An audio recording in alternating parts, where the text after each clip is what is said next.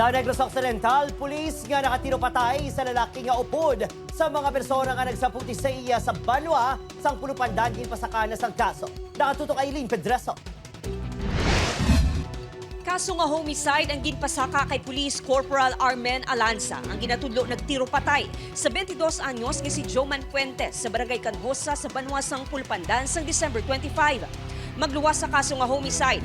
Mag-file man sa persuaded homicide ang amay sa biktima nga si Jo Marie Fuentes nga napilasan man sa insidente sa sa kapulisan. Homicide, mama homicide.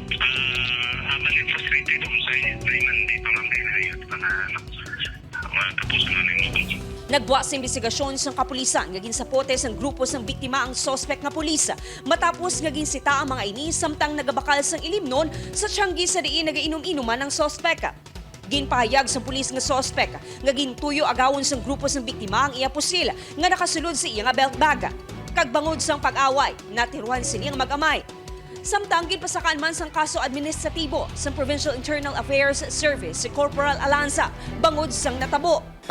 Upod naton to sila pag-conduct investigation na ginihimo naton during the after the incident. The investigator from PS already informed the party, the responding party, that they will answer the counter affidavit for the administrative case naman. Nagapabiling nga naka-hospital arrest si Corporal Alanza. Upod Geruel Banggoy, Aileen Pedraso, 1 Western Visayas.